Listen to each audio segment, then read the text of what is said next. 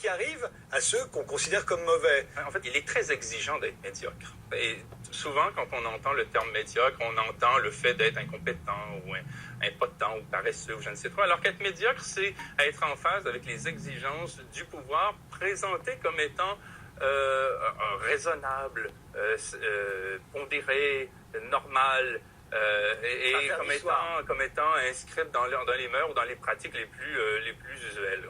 Et donc, être médiocre, c'est savoir respecter les cadences, faire preuve d'intelligence sociale, dire bonjour à la bonne personne au bon moment, se montrer obséquieux face aux puissants, remplir un formulaire sans rechigner, ainsi de suite, être ponctuel.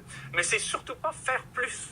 Hein, c'est surtout pas remettre en cause le manuel pédagogique, c'est surtout pas remettre en cause la valeur morale d'une procédure quand il s'agit de vendre des biens à des clients potentiels qui n'en ont absolument pas besoin, ainsi de suite. Il s'agit en fait, être médiocre, c'est abdiquer son pouvoir de penser et c'est mettre de côté ses principes pour satisfaire des puissances à laquelle, en quelque sorte, on loue ses dispositions intellectuelles et morales.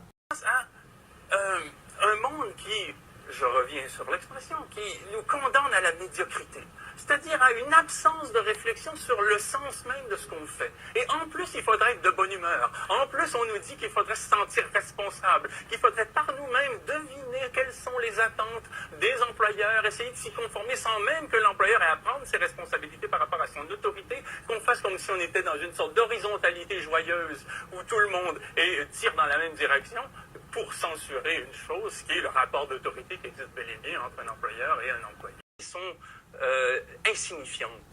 Il y a 5 types de comportements, je dirais, si vous permettez. Il y aurait ceux qui abdiquent, qui disent non, pas pour moi, je préfère être un pique-assiette, vivre de manière complètement précaire, mais je deviens malade à l'idée de rentrer au travail, et c'est ceux qui comprennent que la plupart des crises cardiaques se manifestent un lundi matin, quoi. Bon. Il y a les médiocres malgré eux. Et les médiocres, malgré eux, c'est ceux qui rentrent au boulot en pensant que c'est ça le monde, parce qu'on l'a présenté comme ça. C'est ceux qui prennent beaucoup d'antidépresseurs, du café, qui se sentent souvent coupables, qui culpabilisent parce qu'ils sont pas à la hauteur, il y a des standards, ils essaient de faire mieux, et ils croient en leur boîte. Bon, et ils prennent la médiocratie au pied de la lettre, et ce sont des victimes, la médiocratie. Je ris, mais c'est pas drôle. Hein? C'est pas drôle du tout. Et la troisième catégorie, c'est celle à laquelle vous faites allusion, ce sont les friands de la médiocrité. Ce sont les médiocres zélés, qui, eux, ont compris le jeu. Ils jouent le jeu. Et ils se réveillent le matin en se demandant, pendant que des gens sincères et convaincus, eux, travaillent sur des objets, ils se demandent comment ils peuvent manœuvrer, grenouiller, pour satisfaire un tel, utiliser tel mot au détriment d'un autre. Toute leur attention porte sur le jeu. Et ce sont des gens pour qui l'avenir est à eux, quoi. Bon, dans l'ordre actuel. La quatrième catégorie, ce serait plutôt les médiocres... c'est celles et ceux qui ont lu Hannah Arendt, qui comprennent la banalité du mal, qui savent quand ils travaillent dans une société pharmaceutique qu'ils produisent des médicaments pour des malades imaginaires qui ont pouvoir d'achat plutôt que pour des gens dans le besoin.